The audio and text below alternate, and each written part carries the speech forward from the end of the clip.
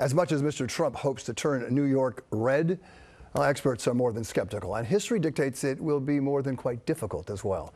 New York's presidential electoral votes have not gone to a Republican since Ronald Reagan's second-term election 40 years ago. New Jersey and Connecticut similarly have not voted Republican since George H.W. Bush back in 1988. And while Democrats once again expect to carry the tri-states, there are about 7 other states that are true toss-ups. ABC News political director Rick Klein took an in-depth look at those states, which will determine the next president.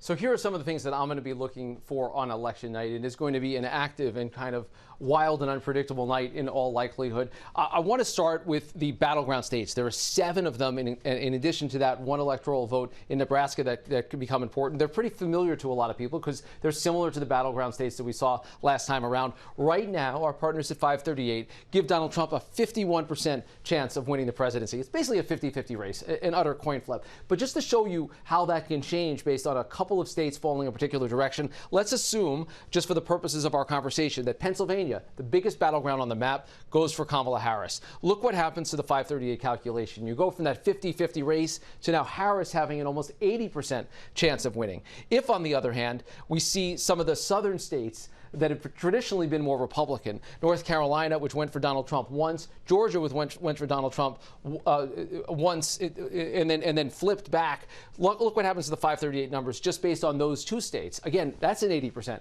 Trump chance. So a few states can make a big difference. I'm going to be looking particularly at some of the key counties. Pennsylvania, as I mentioned, is probably the most important battleground state because it's the biggest. It's got 19 electoral votes this time around. And the place to hone in is Philadelphia and the suburbs. Philadelphia, that's a Democratic stronghold. We know that Harris is going to do well, just like Joe Biden did, but it's right outside of there where the numbers couldn't be important. Chester County, that's a 58-40, a 50,000 vote edge right there out of that one county. Similarly, the edge in a place like Montgomery County, that's 130,000 votes right there. Biden only won the state by 80,000. So again, that's where Harris has to come in very big.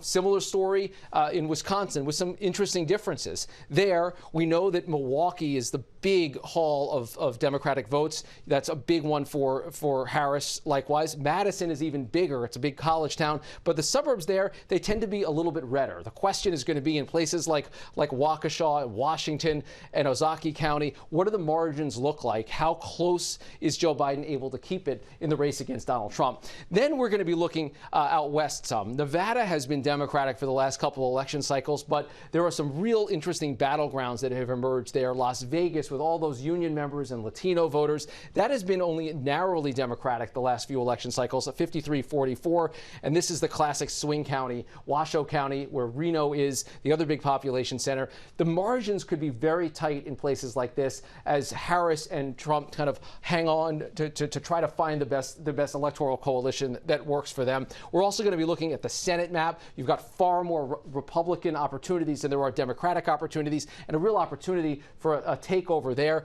Also, the House of Representatives, that's going to be in question on election night. So we're going to be along for what's going to be a wild ride, a lot of different variables, and these maps are going to tell some really big stories on election night.